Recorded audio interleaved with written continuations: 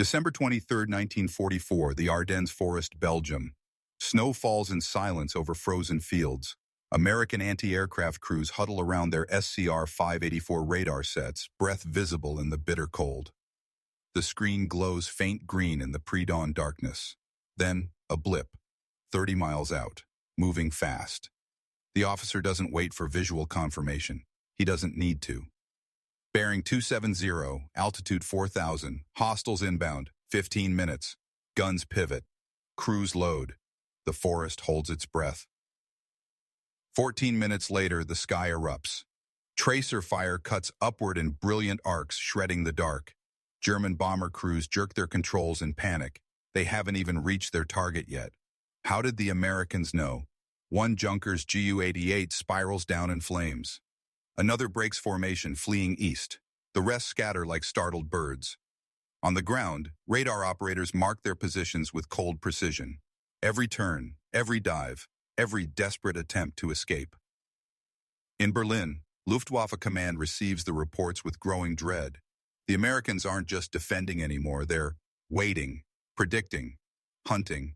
Something has changed, and the Germans don't understand what. 2 years earlier, the skies over Europe belonged to chaos. German bombers appeared without warning, struck with precision, and vanished into clouds before fighters could scramble. The Luftwaffe owned the element of surprise. Their pilots knew it, Allied commanders feared it. Every raid was a gamble, every night a roll of dice. You heard the engines when it was already too late. In 1942, the Royal Air Force and the United States Army Air Forces were bleeding aircraft faster than factories could replace them. Bomber formations crossed the Channel toward occupied France and Germany, only to be shredded by Messerschmitts that seemed to materialize from nowhere. Escort fighters ran out of fuel before reaching targets. Ground crews watched the sky with binoculars, waiting for the distant hum that meant death was minutes away. There was no time, no margin, no way to see them coming. The British had developed Chain Home, a network of massive radar towers along the English coast. These towers could detect incoming German aircraft during the Blitz, giving fighter command precious minutes to scramble Spitfires and Hurricanes. It was revolutionary. It saved Britain. But it had limits. The towers were fixed, enormous, vulnerable. They couldn't move with advancing armies. They couldn't track low-flying aircraft. They couldn't predict where a formation would strike next. They could only say, something is coming. When American forces began deploying to Britain in 1942, they inherited this defensive posture, reactive, anxious, always one step behind. The Germans controlled the tempo of the air war. They chose when to strike, where to strike, how many planes to send. Allied commanders could only respond, scrambling fighters and activating air raid sirens after radar detected the threat. It wasn't enough. The losses were staggering. In August 1943 alone, the 8th Air Force lost 60 bombers in a single raid on Schweinfurt. 60. That's 600 men dead or captured in one afternoon. The Germans knew the routes, anticipated the targets, positioned their fighters along predictable corridors. They didn't need to guess. They just waited. American scientists and engineers understood the problem. Radar was the key, but it needed to evolve. It needed to be mobile, accurate, and capable of tracking multiple targets simultaneously. It needed to give commanders not just warning, but information. Speed, altitude, heading, numbers. Enough data to make decisions before the enemy arrived. Enough time to position guns, scramble fighters, evacuate personnel. Enough advantage to turn the tables. In late 1942, the Massachusetts Institute of Technology Radiation Laboratory began developing a new system. It was called the SCR-584, a mobile microwave radar unit small enough to fit on a truck, powerful enough to track aircraft with startling precision. Unlike the massive Chain Home towers, the SCR-584 could be deployed anywhere. Forward bases, beachheads, moving with infantry as armies advanced. It rotated 360 degrees, scanning the sky in a continuous sweep. It could detect a single bomber at 30 miles, a formation at 50, and it didn't just detect, it tracked, calculated speed, predicted trajectory, fed data directly to anti-aircraft gun directors. By early 1943, prototypes arrived in North Africa. Crews trained on them in the Tunisian desert, learning to read the green phosphorescent blips that represented German aircraft. At first, it felt like magic. A plane appeared on the screen long before anyone heard engines. The operator called out coordinates, guns adjusted, and when the enemy finally came into view, shells were already waiting in the sky. But technology alone wasn't enough. Radar told you something was coming. It didn't tell you why. Was this a reconnaissance flight, a bombing raid, a feint to draw fighters away from the real target? Commanders needed more than dots on a screen. They needed intent. They needed to know what the Germans were planning before the Germans even took of it. That's where the second breakthrough came, and it was a secret so closely guarded that most of the men fighting the war never knew it existed. Bletchley Park, England. A Victorian mansion 50 miles northwest of London, surrounded by wooden huts and barbed wire. Inside, thousands of mathematicians, linguists, and engineers worked in shifts 24 hours a day, 7 days a week. Their job was impossible. Their success changed everything. They were breaking Enigma. The Germans believed their encryption machine was unbreakable. Enigma generated millions of possible combinations for every message, changing daily based on rotor settings known only to German operators. Luftwaffe commanders sent orders over radio, confident that even if the Allies intercepted the transmission, they would hear only gibberish. They were wrong. Polish mathematicians had cracked early versions of Enigma before the war. British cryptanalysts, led by Alan Turing, refined the methods. By 1942, Bletchley Park was decrypting German military communications in near real time. Not every message, not every day, but enough. Enough to know when the Luftwaffe planned major operations. Enough to read flight schedules, target lists, bomber formations. Enough to see inside the enemy's mind. The intelligence was codenamed Ultra. It was distributed only to the highest levels of command on paper that would dissolve in water if captured. Eisenhower knew. Churchill knew. Most generals did not. The secret was too valuable to risk. If the Germans discovered that Enigma was compromised, they would change their encryption overnight and the window would slam shut. So Ultra remained invisible. Commanders received special intelligence with no explanation of its source. They were told to act on it without asking questions. Pilots were briefed on enemy positions without being told how anyone knew. The men who operated radar sets never learned that half of what they detected had been predicted hours earlier by codebreakers in England. By mid-1943, the fusion began. Ultra intercepts revealed Luftwaffe attack plans. Radar tracked the execution in real time. Together, they created something unprecedented: predictive air defense. American officers didn't just know a raid was coming. They knew when it would launch, what route it would take, how many aircraft were involved, and what the target was. They could position fighters along the flight path, move anti-aircraft batteries into optimal range, evacuate supply depots before the bombs fell. The Germans noticed immediately. Luftwaffe pilots began reporting impossible encounters. American fighters appeared at the exact moment they crossed into contested airspace, as if they'd been waiting for hours. Anti-aircraft fire opened up before bombers reached their targets, forcing evasive maneuvers that ruined bombing accuracy. Reconnaissance flights were intercepted over empty ocean, far from any bases that should have detected them. It didn't make sense.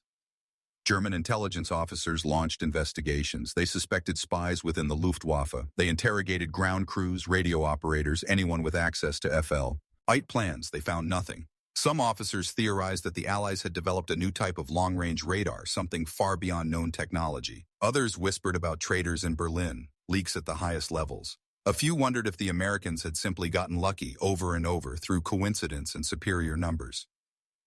None of them guessed the truth, that every time a Luftwaffe radio operator transmitted an encrypted message, a machine in England was decoding it.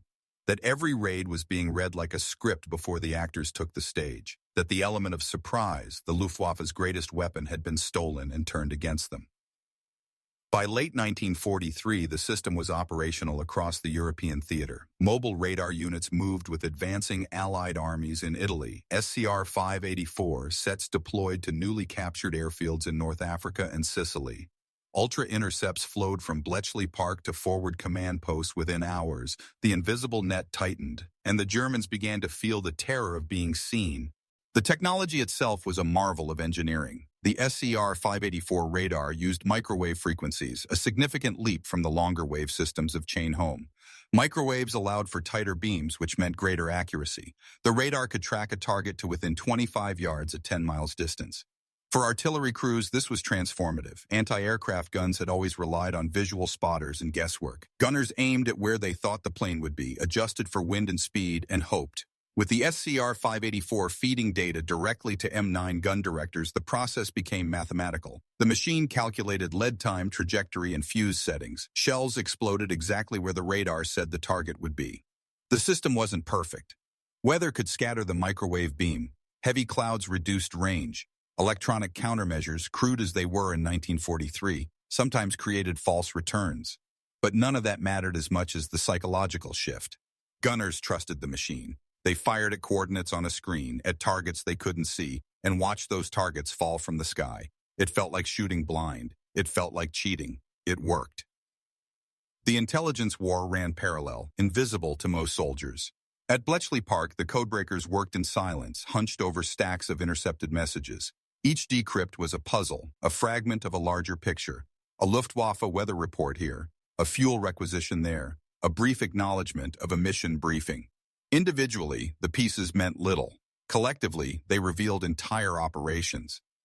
The analysts learned to read between the lines. A surge in radio traffic from a particular airfield meant something was being planned. Requests for long-range fuel tanks suggested deep penetration raids. Mentions of specific bomber groups indicated the scale of the attack. By cross-sys, referencing these fragments with known German tactics and previous patterns, intelligence officers could predict not just that an attack would occur, but when and where. This information flowed through secure channels to theater commanders. In the Mediterranean, it allowed Allied fighters to ambush German transport planes attempting to resupply Rommel's forces in North Africa. Over the English Channel, it enabled the RAF to position night fighters along routes that German bombers hadn't even reached yet. In Italy, it gave ground forces advance warning to disperse before Luftwaffe dive bombers arrived. The predictions weren't always perfect. Timing could be off by hours. Routes sometimes changed at the last minute. But the Germans no longer operated in a fog of war. The Allies had opened a window into their plans. The human element was equally critical. Radar operators sat for hours in cramped trailers, eyes fixed on glowing screens, searching for the faint blips that meant life or death. It was exhausting, repetitive work. A moment of distraction could mean a missed warning. A misread coordinate could send fighters in the wrong direction. The men who operated the SCR-584 sets were not pilots or gunners. They didn't receive medals for valor, but their vigilance determined whether a raid succeeded or failed, whether a convoy survived or burned. Many of them were young, barely out of training, thrust into a role that didn't exist a year earlier. They learned on the job, developing instincts for reading the radar returns. They learned to distinguish between a single reconnaissance plane and a massed formation.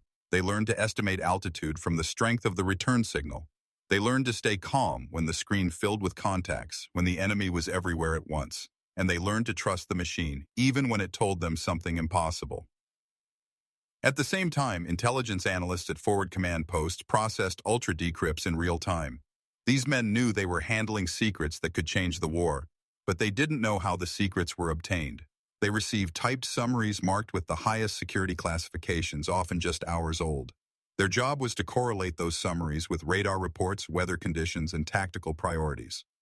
If Ultra said the Germans were planning a raid at dawn and radar detected a formation assembling over France, the analyst confirmed the match and alerted command. Speed was everything. The advantage existed only in the narrow window between prediction and execution.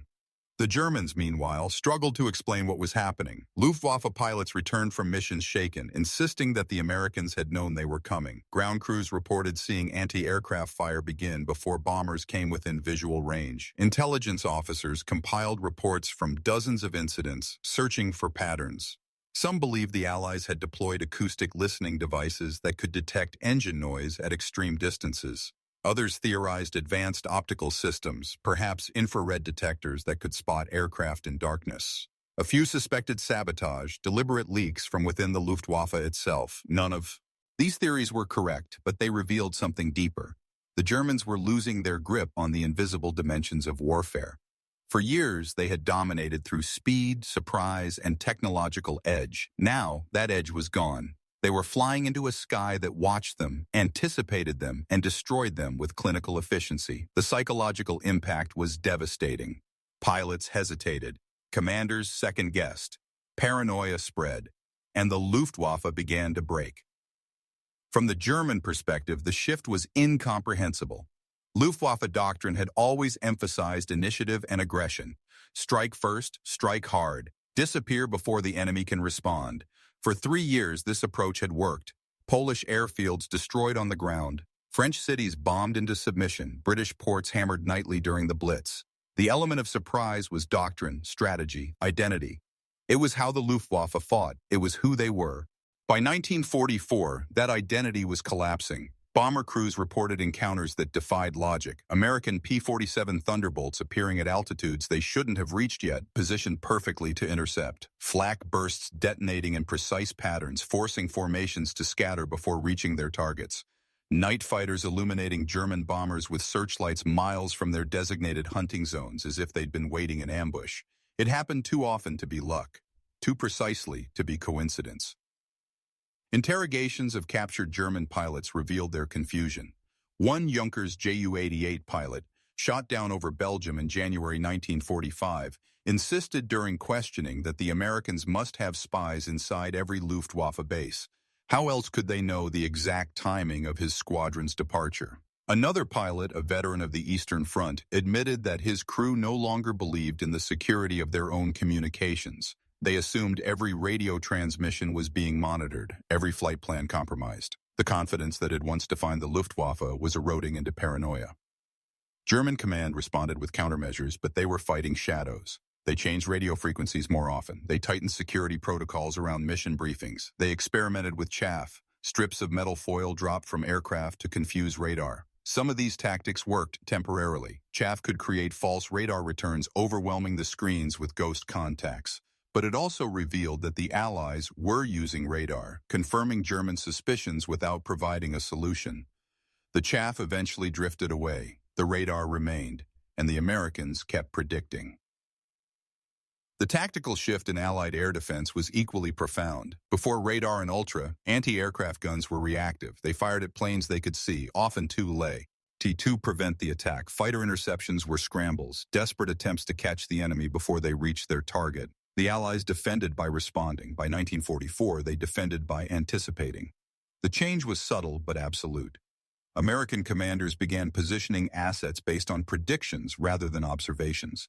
If Ultra indicated a raid on a specific supply depot at dawn, fighters would be airborne an hour early, circling in a defensive pattern. Anti-aircraft batteries would be repositioned overnight, concentrating firepower along the predicted approach vector. Decoy targets, fake ammunition dumps, and empty vehicle parks would be lit up to draw German bombers away from real installations. The Germans were being manipulated, herded into kill zones they couldn't see. This preemptive approach created a feedback loop. Each successful interception generated more intelligence. Captured German aircrew were interrogated about their missions, confirming details from ultra decrypts. Wreckage was analyzed for clues about German tactics and technology. Radio traffic spiked after every failed raid as German commanders demanded explanations, generating more intercepts for Bletchley Park to decode. The more the Germans tried to understand what was happening, the more information they gave away. The psychological dimension was the most devastating. German pilots began to believe they were being hunted by an omniscient enemy. The Americans didn't just see them, they knew them. Knew their routes, their targets, their formations. Some pilots reported a sensation of being watched from the moment they took off, a paranoia that grew with every mission. Others developed superstitions, refusing to fly certain aircraft or routes that had been intercepted before. Morale plummeted. Combat fatigue cases surged, and the Luftwaffe, once the terror of Europe's skies, began to lose the will to fight. By late 1944, the Germans were flying fewer sorties, not because they lacked aircraft, though losses were mounting, not because they lacked pilots, though training programs couldn't replace experienced crews fast enough. They were flying less because every mission felt like a suicide run. The element of surprise was gone. The advantage of aggression had vanished. They were no longer hunters. They were prey. And the Allies, having stolen the invisible high ground, pressed the advantage without mercy. Radar networks expanded across liberated France, Belgium, and the Netherlands. Ultra-intercepts continued to reveal German plans with chilling accuracy. The sky, once a battlefield of equals, became a shooting gallery. The Germans flew into it knowing they were expected, knowing that guns were aimed and fighters were waiting, knowing that someone, somewhere, had seen them coming days before they ever left the ground. It was a terror more profound than any bomb or bullet. It was the terror of inevitability, of being known, of having nowhere left to hide. December 24, 1944, Christmas Eve. The Battle of the Bulge raged through the Ardennes, Hitler's last desperate gamble to split the Allied advance and recapture the port of Antwerp. German armored divisions had smashed through Amur, Icon lines creating chaos in the frozen forests of Belgium and Luxembourg. For the first week of the offensive, heavy cloud cover grounded Allied aircraft, giving the Wehrmacht a brief taste of the conditions that had once defined Blitzkrieg.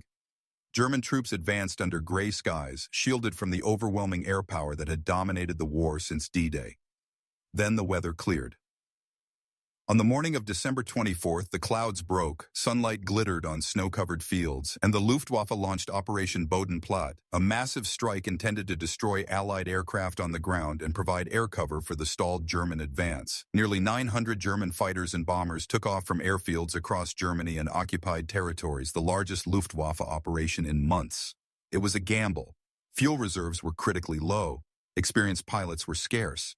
But if the attack succeeded, it could buy the Wehrmacht precious days to consolidate gains and disrupt Allied counterattacks. The Germans believed they had the element of surprise. They launched before dawn, flying low to avoid radar detection, maintaining radio silence. The formations assembled over Germany, then turned west toward Belgium and France, where Allied airfields clustered behind the front lines. Timing was coordinated down to the minute. Simultaneous strikes on a dozen targets. Overwhelming force applied in a single devastating blow. It was classic Luftwaffe doctrine. It should have worked. It didn't. American radar operators detected the first formations while they were still over German territory. SCR-584 sets positioned near the front lines picked up the massed contacts, dozens of aircraft moving in coordinated groups. Within minutes, reports flooded into command posts. Operators called out headings, altitudes, estimated numbers. The data matched ultra-intercepts from the previous 48 hours, which had indicated increased Luftwaffe radio traffic and references to a major operation codenamed Bodenplatte. Allied commanders had been expecting this. Fighter squadrons scrambled across a dozen airfields. P-47 Thunderbolts and P-51 Mustangs roared into the clear morning sky, climbing to intercept altitude. Anti-aircraft batteries swiveled toward the predicted approach vectors, crews loading shells with proximity fuses designed to detonate near aircraft without requiring direct hits. Ground crews at the targeted airfields dispersed aircraft, moving them away from bunched parking areas into scattered positions. Fire crews stood ready, medical teams prepared for casualties, and everyone waited. The German formations came in fast and low, engines screaming. The lead aircraft expected to catch parked bombers and fighters clustered on runways, easy targets lined up like toys. Instead, they flew into a wall of flak. Anti-aircraft fire erupted from positions that shouldn't have been manned, shouldn't have been ready. Shells burst in precise patterns, fragmenting the formations before they reached their targets. German pilots broke left and right, searching for gaps that didn't exist. Then the American fighters arrived. The engagement was savage and one-sided. P-47s dove from altitude, shredding German fighters with concentrated machine gun fire. The Germans, flying at low level with no room to maneuver, were trapped between the guns below and the fighters above. Some tried to climb, burning precious fuel to gain altitude. Others turned for home, abandoning the attack. A few pressed on, strafing airfields that had already been cleared, dropping bombs on empty tarmac. The Luftwaffe lost over 200 aircraft that day. 200. Experienced pilots killed or captured, irreplaceable machines destroyed. The Americans lost fewer than 50. The disparity was staggering, even by the standards of late war aerial combat. But the numbers didn't capture the deeper defeat. The Germans had committed their last reserves to an operation predicated on surprise, and the Allies had been waiting for them. Every advantage had been neutralized before the first shot was fired. German pilots who survived returned to their bases in shock. They reported American fighters already airborne when they arrived, positioned perfectly for interception. They described anti-aircraft fire that began before targets were even visible, as if the gunners had known the exact moment and angle of approach. In debriefings, some pilots openly questioned whether the mission had been compromised from the beginning. Others spoke in stunned disbelief, unable to reconcile the tactical reality with their training and experience. A few refused to fly again, citing the impossibility of success against an enemy that seemed to know everything. Luftwaffe Command reviewed the reports with mounting alarm. This wasn't the first time Allied defenses had seemed unnaturally prepared, but the scale of the failure on December 24th forced a reckoning. Either the Allies possessed radar technology far beyond German estimates, or there were fundamental security breaches within the Luftwaffe. Investigations were ordered, radio procedures were overhauled. Some officers suspected treachery at the highest levels, pointing fingers at rivals and subordinates. The paranoia that had been simmering for months boiled over into open mistrust.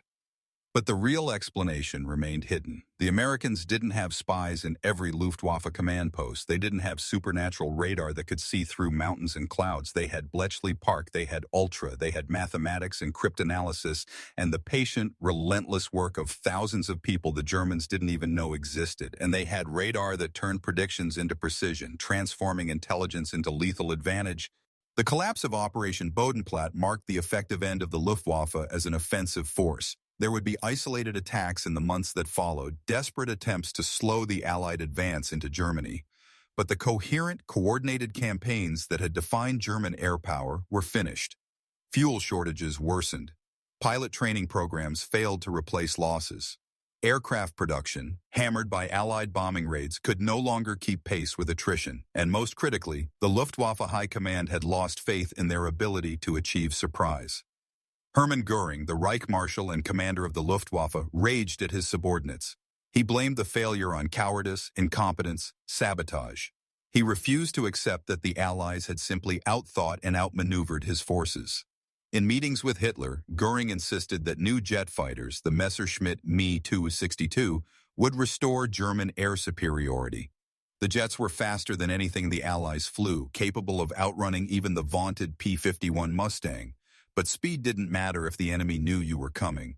The Me-262s, as deadly as they were, couldn't overcome the fundamental problem.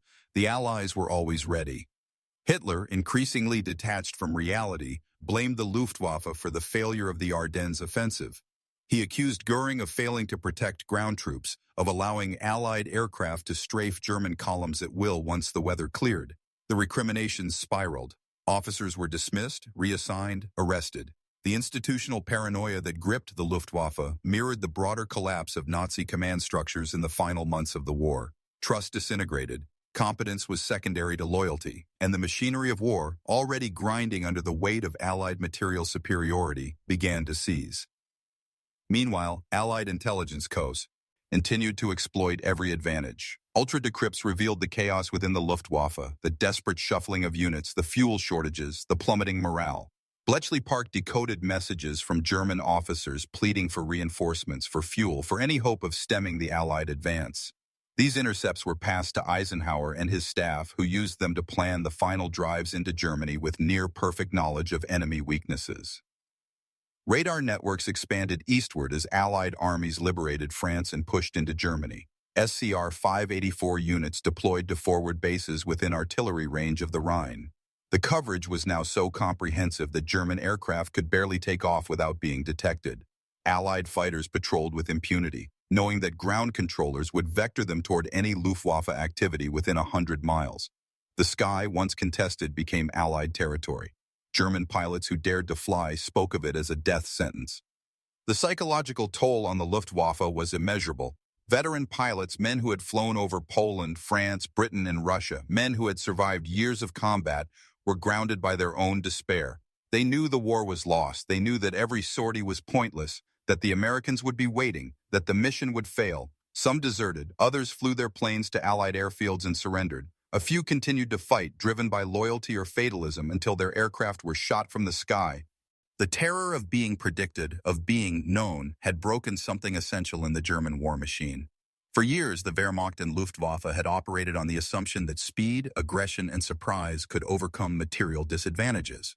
Blitzkrieg had worked because it kept the enemy off balance, unable to respond before the next blow fell. But when the enemy stopped reacting and started predicting, the entire doctrine collapsed.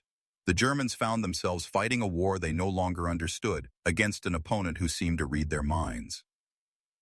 By March 1945, the Luftwaffe could barely contest Allied air superiority over Germany itself. American bombers flew daylight raids deep into the Reich, escorted by swarms of fighters encountering only sporadic resistance. The once vaunted flak defenses were depleted, their ammunition stocks exhausted.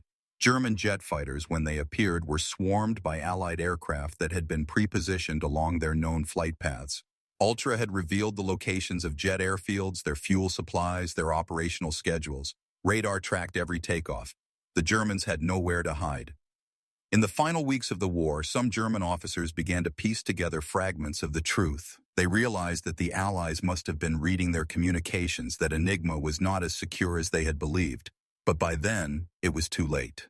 The infrastructure of secrecy that had protected Ultra and radar was already being dismantled, the evidence buried in classified files that would remain secret for decades. The German officers who suspected the truth had no proof, no way to convince their superiors, no time to act. The war was ending. The Reich was collapsing. And the mystery of how the Americans had predicted their every move would haunt them long after the surrender. The Battle of the Bulge Way is Hitler's last offensive. Operation Bodenplatte was the Luftwaffe's last gasp. Both failed because the Allies possessed something the Germans could not counter, the ability to see the future. Not through magic or prophecy, but through mathematics, technology, and relentless intelligence work. The invisible war, fought in the electromagnetic spectrum and the corridors of Bletchley Park, had decided the visible one. The Germans had lost before they ever took off. They just didn't know it until the shells started bursting around them, until the fighters appeared in their mirrors, until the sky itself became a trap. The final accounting was brutal. In the 6 months between Operation Bodenplatte and Germany's surrender in May 1945, the Luftwaffe lost over 10,000 aircraft. Some were destroyed in combat. Many more were abandoned on the ground as fuel ran out and airfields were overrun by advancing Allied armies. The few pilots who survived the war returned to a shattered nation, haunted by the memory of missions they knew were doomed before they ever climbed into the cockpit. Allied air superiority became so absolute that German commanders stopped planning operations that required air support. Ground forces fought without cover, exposed to relentless strafing and bombing. Supply columns moved only at night, and even then, they were hunted by Allied night fighters guided by radar. The Wehrmacht, once the most formidable military force in Europe, was reduced to a defensive shell, retreating across rivers and through forests, waiting for the inevitable end. Interrogations of captured German officers revealed the depth of their confusion and paranoia. One Luftwaffe colonel, questioned by American intelligence in April 1945, insisted that the Allies must have had agents inside every German airfield. He couldn't accept that technology had been the answer.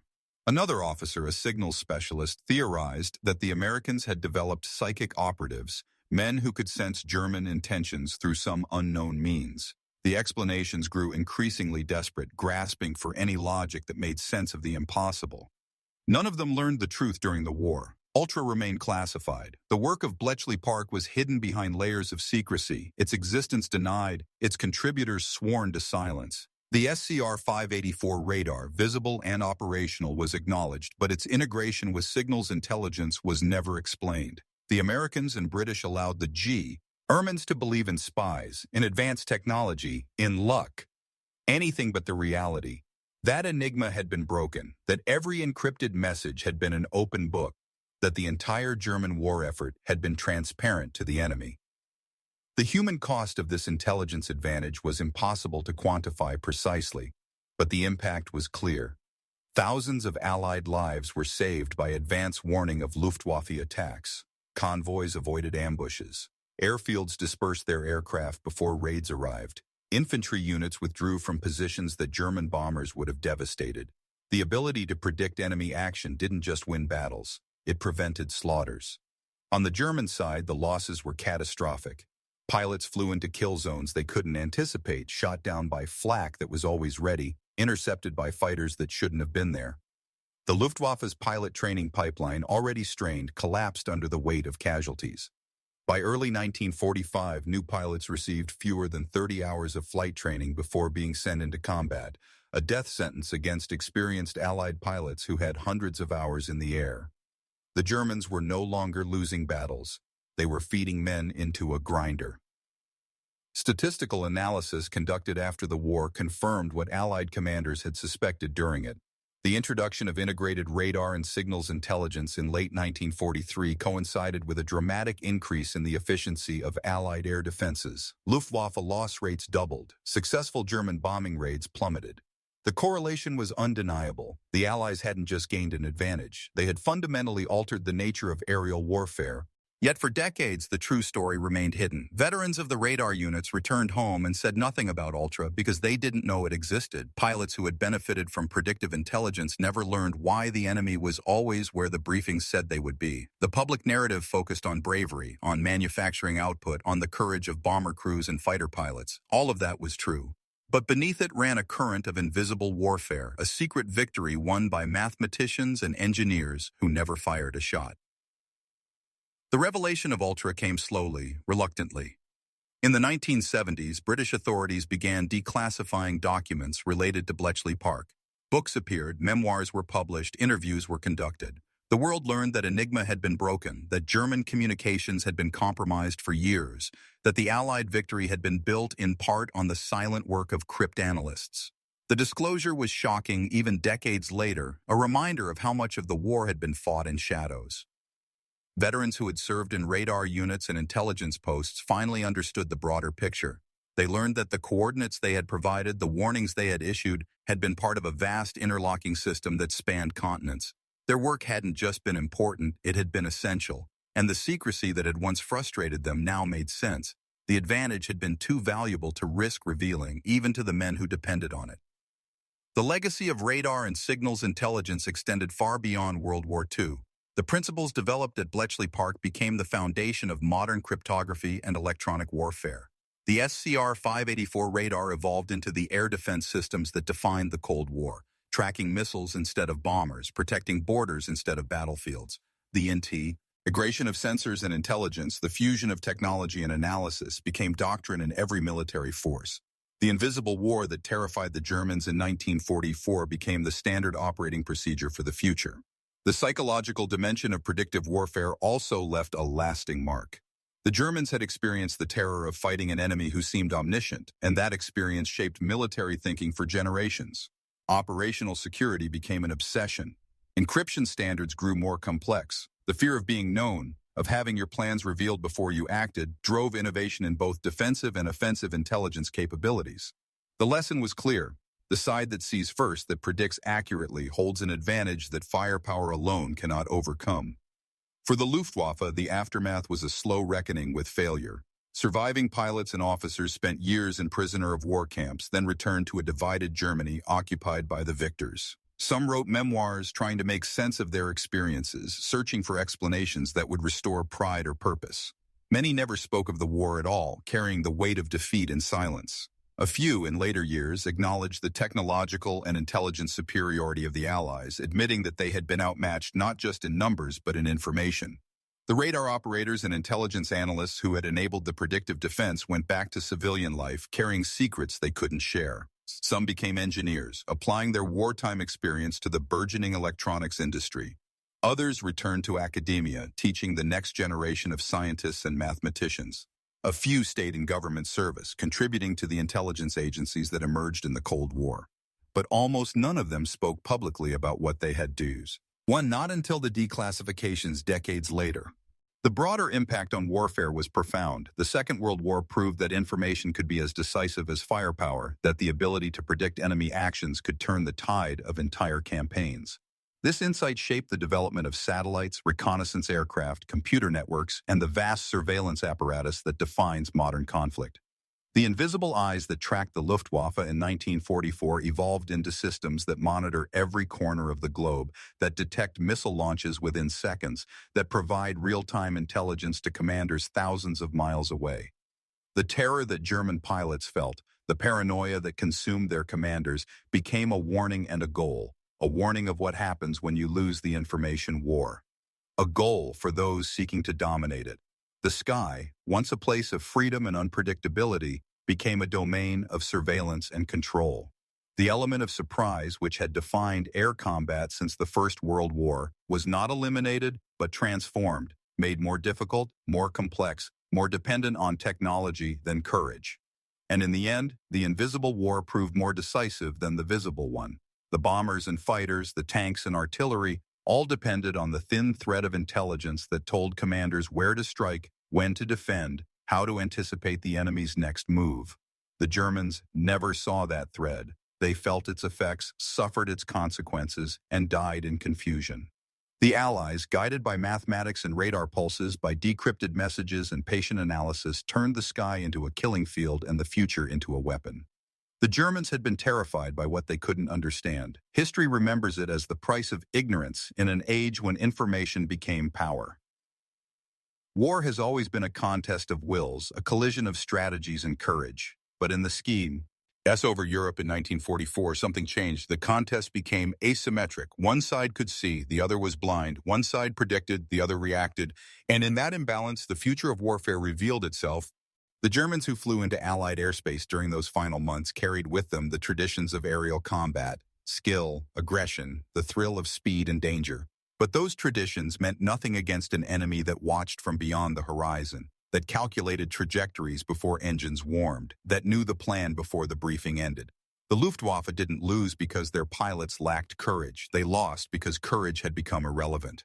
The terror they felt was not the terror of battle. It was the terror of obsolescence, of being outmatched by forces they couldn't see or fight. It was the realization that the war had moved beyond them into dimensions they didn't understand. They were analog warriors in a world that had gone digital, fighting with instinct in an age of information. The Allies didn't win those battles through heroism alone, though heroism was abundant. They won through patience, through mathematics, through the quiet, relentless work of people who never flew a plane or fired a gun. They won by seeing further, by knowing more, by turning the invisible into the inevitable. And in doing so, they wrote the rules for every conflict that would follow. The sky is no longer a place of mystery. It is mapped, monitored, measured. Every aircraft leaves a signature. Every transmission can be intercepted. Every plan is vulnerable to exposure. The surprise that once defined air warfare has been replaced by something colder, more mechanical. Predictability. Control. The slow, grinding dominance of information over instinct. The Germans flew into that new world unprepared, and they paid for it with everything. Their terror was justified. They were being hunted by the future itself, by an enemy that had learned to see in the dark, to hear in the silence, to know what they themselves barely understood. And when the war ended, that future didn't disappear. It expanded, evolved, became the foundation of how nations fight and survive. The lesson remains, carved into the wreckage of 1,000 aircraft and the memories of men who watched the sky turn against them. Information is power, prediction is dominance, and the side that sees first will always have the advantage, no matter how brave or skilled their enemy. The invisible war is the real war. Everything else is just theater,